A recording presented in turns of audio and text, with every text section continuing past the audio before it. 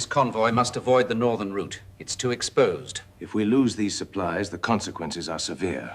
Reroute them immediately.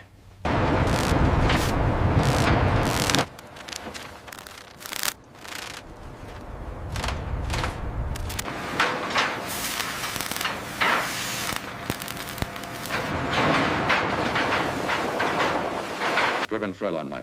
We must commit the carriers here, Admiral. It's the only way. But that leaves the flank exposed. Intelligence suggests a strong...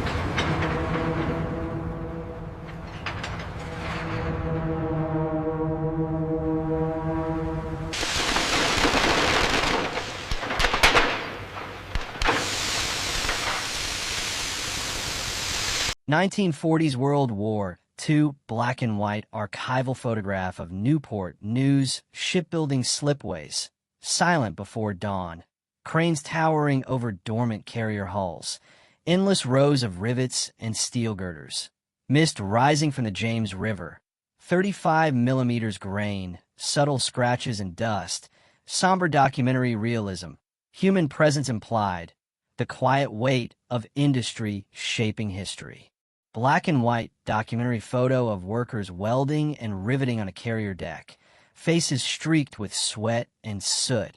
Engineers checking measurements with calipers, overcast daylight filtering through open bays, age 35 millimeters texture, scratches, smoke haze curling around scaffolds, reflective mood, human endurance and ingenuity visibly channeling national strategy into steel. Cinematic 1940s black and white photograph of a newly launched carrier sliding into the James River. Minimal ceremony. Water splashing against hull, foremen observing from scaffolds, cranes looming in background, overcast light casting soft shadows, film grain and dust, quiet triumph, historical realism, the bridge between industrial effort and battlefield power palpable. The problem did not begin in 1940. It had been building for 2 decades, quietly, deliberately, under the assumption that the next war would resemble the last. After World War I, the United States Navy emerged victorious but cautious. The war had proven the power of industry, endurance, and heavy ships. Battleships, massive, armored, and bristling with guns, were still seen as the ultimate measure of naval strength. Aircraft carriers existed, but in the margins. They were experiments, auxiliaries, scouts for the battle line. In 1922, the Washington Naval Treaty locked that thinking into law. The United States, Britain, and Japan agreed to limit the size of their fleets, especially capital ships. Battleships were capped. Carrier tonnage was restricted and defined. Conversion was allowed, but within narrow limits. The treaty preserved peace, but it also froze doctrine. America complied fully. 2 unfinished battlecruisers were converted into carriers, USS Lexington and USS Saratoga. They were large, fast, and impressive, but they were compromises. Designed around hulls meant for guns, not planes. In the 1930s, the Navy added purpose-built carriers, USS Ranger, then Yorktown, and Enterprise. By 1939, the United States had 6 fleet carriers, only 3 of which represented modern, fully capable designs. On paper, this looked adequate. In reality, it was dangerously thin. Doctrine lagged behind technology. Fleet exercises demonstrated that carriers could strike first, strike far, and strike hard. But those lessons competed with decades of battleship culture. Admirals trained in gunnery held influence. Budgets followed tradition. Congress watched costs. The Great Depression tightened every appropriation. Shipbuilding slowed. Private yards, including Newport News Shipbuilding, survived on limited Navy contracts and commercial work. Expansion was not encouraged.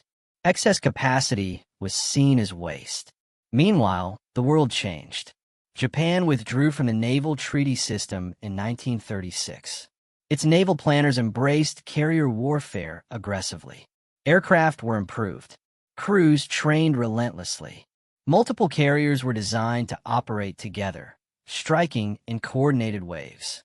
This was not theoretical. It was doctrine. American intelligence noticed, but slowly. Reports filtered in. Observers argued. Exercises hinted at uncomfortable truths. Still, in 1938, the U.S. Navy remained structured around battleships, with carriers as support. By the time war erupted in Europe in September 1939, America's carrier force existed, but could not be replaced quickly. Each ship took years to build. Each yard capable of building one was limited in space, manpower, and experience.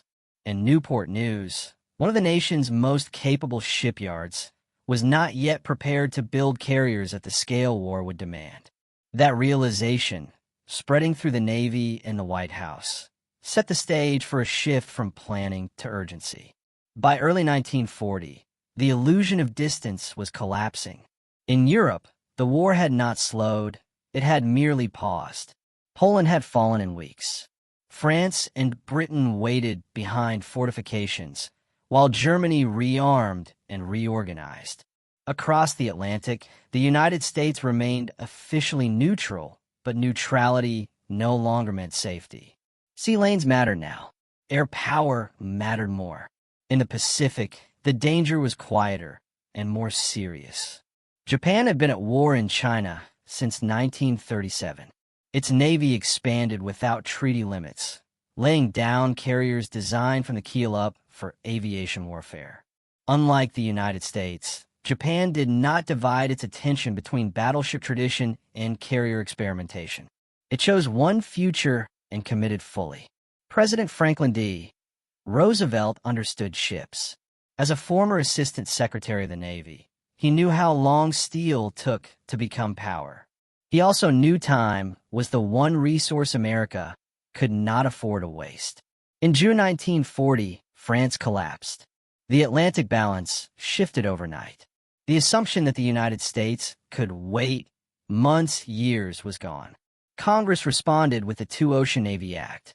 Passed in July 1940, it authorized the largest naval expansion in American history. New battleships, cruisers, destroyers, and critically, aircraft carriers. The numbers looked decisive on paper. Reality was harsher. Ships are not built by signatures. They are built by yards. The United States possessed only a small number of shipyards capable of constructing large, complex warships. Even fewer had experience with aircraft carriers, ships that required long, unobstructed hulls, massive internal volume, precise weight balance, and complex aviation infrastructure. Newport News Shipbuilding was one of them. Located on the James River, with direct access to the Atlantic, the yard had built battleships, cruisers, and liners. Its workforce was skilled. Its reputation was solid. But its physical limits were real. Slipways were occupied. Cranes were sized for older designs. Production rhythms assumed peacetime timelines. To meet Roosevelt's expansion goals, Newport News would have to change, not gradually, but immediately. New slipways would need to be built while ships were still under construction. Thousands of workers would need to be hired and trained at once. Supply chains would have to be stretched and reorganized. Mistakes could not be afforded, but delays would be worse. This was not simply an industrial challenge. It was a strategic gamble. The Navy was committing to carriers as the backbone of future war before it had enough of them to test the theory in combat. The decision forced Newport News, and yards like it, to become something they had never been, engines of urgency. And within that pressure, different perspectives began to emerge, human, technical, strategic, each revealing a different side of the same problem. The first angle was human, and it began at the gate. Before the expansion, Newport News Shipbuilding was a place of routine. Skilled men reported for predictable shifts. Foremen knew their crews by name. Work moved at a measured pace, shaped by contracts that allowed time for correction and refinement. War would erase that rhythm. In the months after the Two-Ocean Navy Act, the workforce swelled. Thousands arrived from rural Virginia, the Carolinas, Appalachia. Farmers, mechanics, clerks, many with no shipyard experience. Training happened on the job. Veteran riveters taught by example. Engineers simplified procedures so speed would not destroy quality. The yard became a classroom under pressure. Above them stood management and Navy supervisors, confronting a second angle: leadership under compression. Carrier construction was unforgiving. A mistake in hull alignment or internal structure could cascade through the entire ship. Yet leadership demanded acceleration. Timetables shortened. Overlaps became necessary. Sections were built simultaneously instead of sequentially.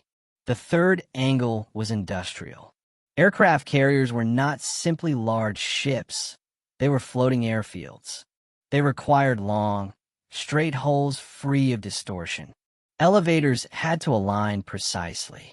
Flight decks demanded strength without excess weight.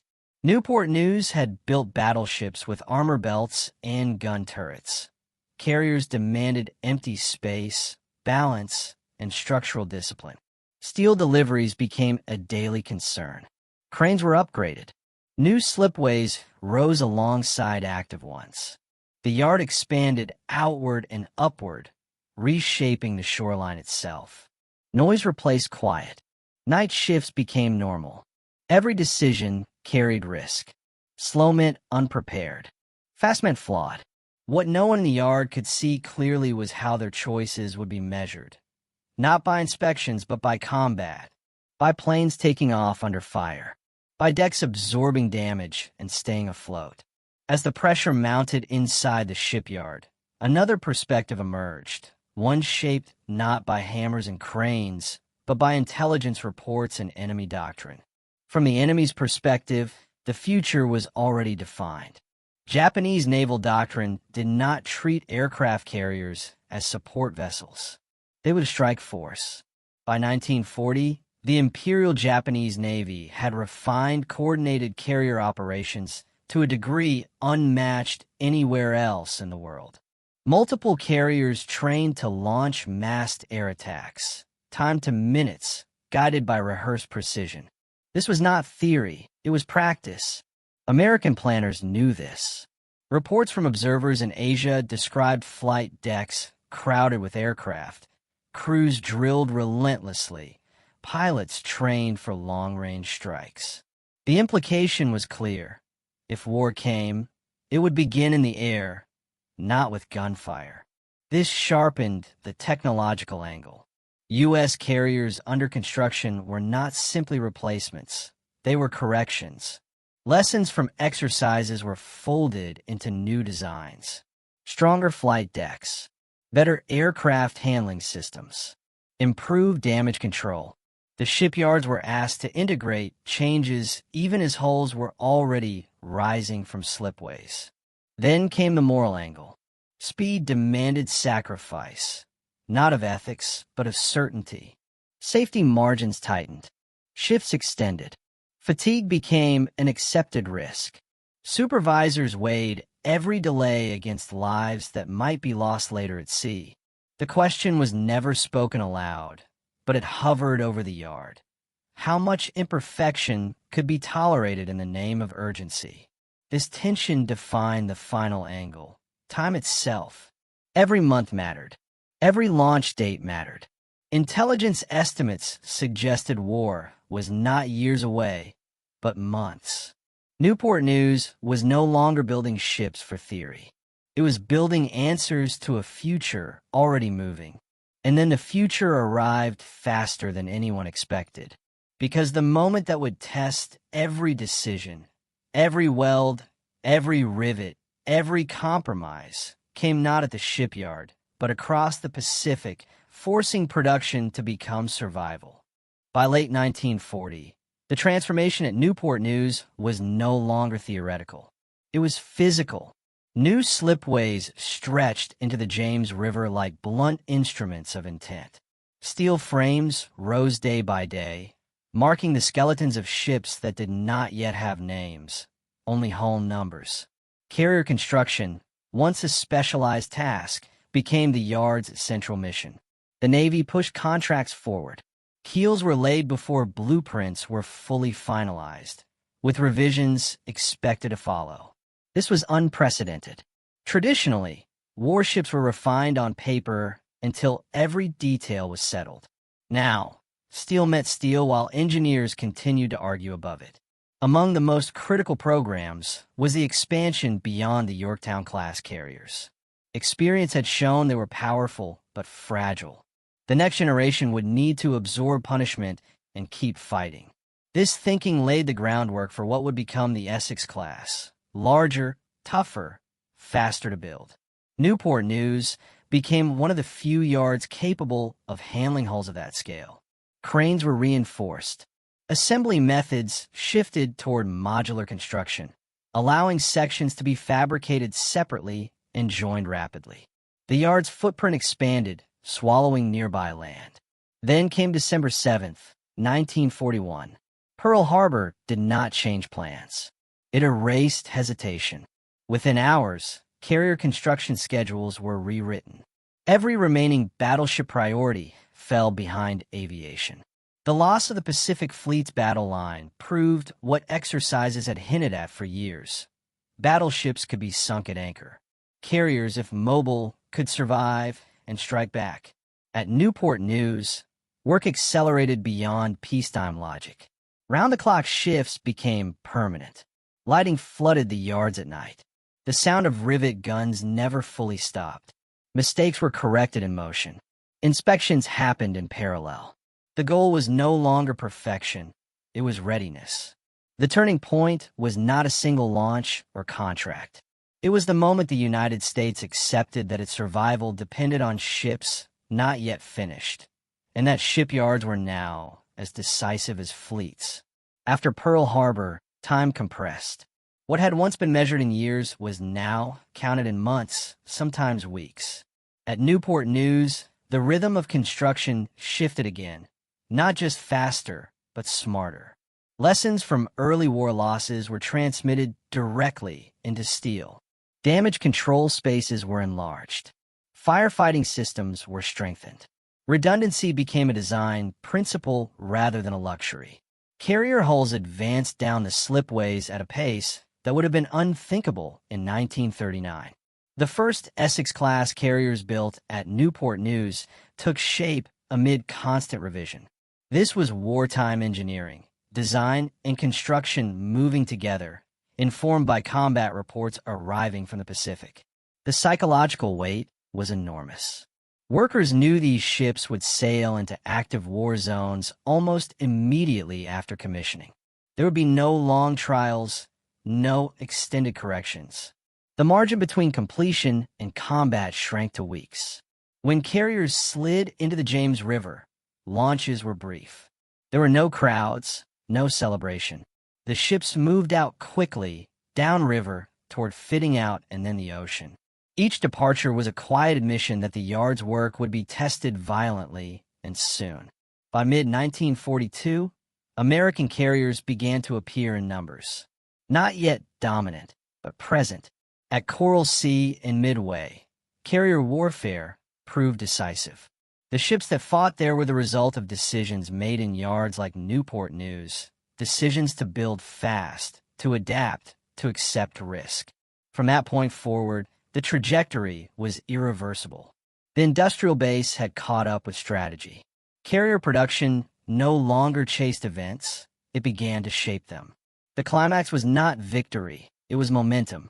And momentum, once established, carried consequences far beyond the slipways.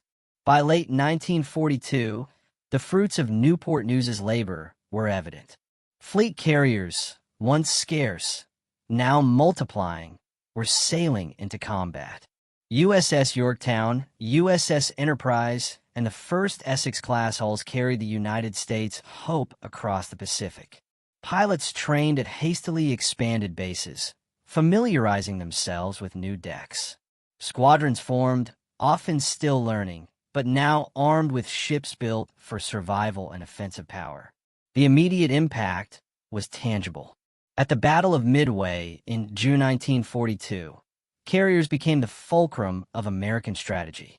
Aircraft launched from decks constructed and fitted at Newport News played the decisive role in sinking 4 Japanese fleet carriers. Without those ships, without the speed and scale of the yard's expansion, the Pacific Fleet would have lacked both mobility and striking power. The Navy had learned, in months rather than years, that industrial decisions could determine battlefield outcomes. Numbers reinforce the point.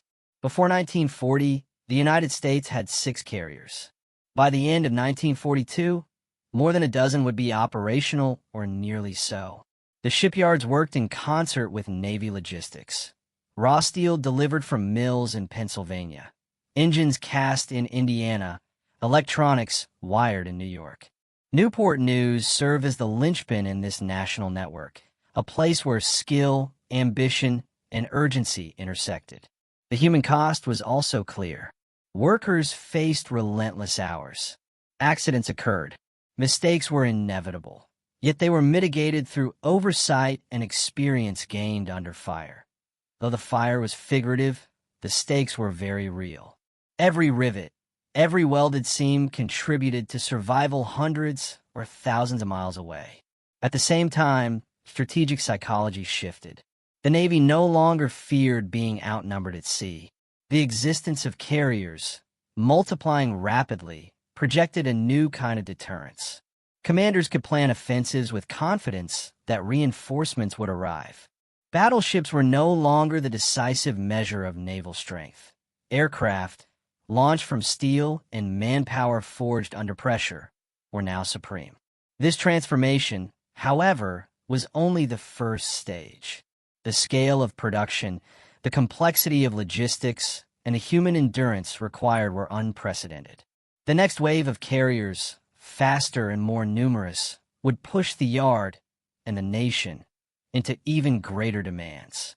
By 1943, the transformation was complete. Newport News Shipbuilding was no longer a regional yard. It was a national engine of war. Its slipways produced hulls at a pace that would have seemed impossible in 1939. Each carrier launched was larger, more robust, and faster to complete than the last. The Essex-class program, once theoretical, became the backbone of America's Pacific striking power. By the war's midpoint, the United States could place multiple fleet carriers into combat simultaneously, a capability Japan could not match. The consequences extended beyond steel and rivets. The Pacific War shifted in tempo.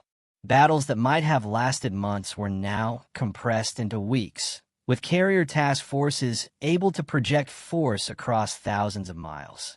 Naval planners recalculated strategy based on industrial output, not merely tactical positioning. Speed of production became a weapon. Comparisons with Axis shipbuilding underscored the significance. Japan, constrained by geography, resources, and fewer shipyards capable of large-scale carrier production, could not replace losses quickly. Germany, focused on U-boats and battleships in the Atlantic, ignored carrier construction entirely. Newport News and other American yards had created an industrial asymmetry, a quiet advantage that would decide engagements before fleets even met at sea. The human dimension remained. Workers grew skilled, adaptable, and inventive. Modular construction techniques developed in haste became a model for future shipbuilding. Engineers and foremen learned to integrate technological innovations mid-construction.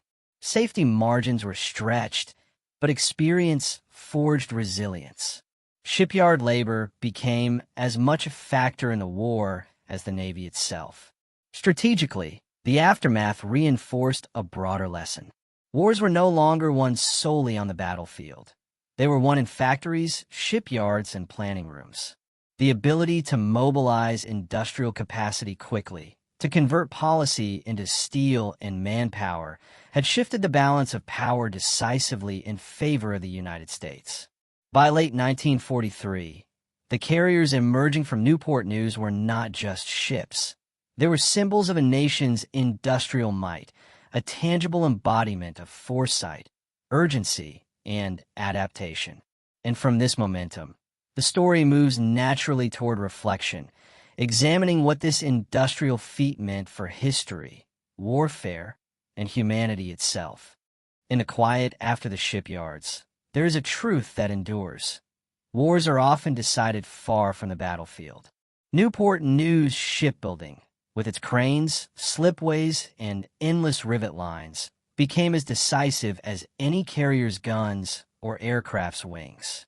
The hands that shaped steel and welded decks were shaping history itself. America entered 1940 with a vulnerability few could see and fewer acknowledged. Battleships loomed large on paper, but the true threat and the future of naval warfare was in the air. The speed, scale, and ingenuity required to build carriers before war demanded them was unprecedented. It was a test of industry, leadership, and human endurance. The carriers that slid into the James River, hull by hull, were not just instruments of strategy. They were statements of intent. They proved that foresight, when combined with action, could compress years of preparation into months. They demonstrated that human determination, when channeled through steel and planning, could transform vulnerability into strength. By the time those ships sailed into the Pacific, the world had changed. Battles would be fought, lives would be lost, but the United States had learned a lesson that echoed far beyond naval warfare. Speed, adaptability, and the courage to act decisively could outweigh tradition, complacency, and even initial disadvantage. In the end, Newport News did more than build ships. It built the bridge between potential and power, between vision and victory. And in that bridge, one sees not just the mechanics of war, but the heartbeat of a nation rising to meet its destiny.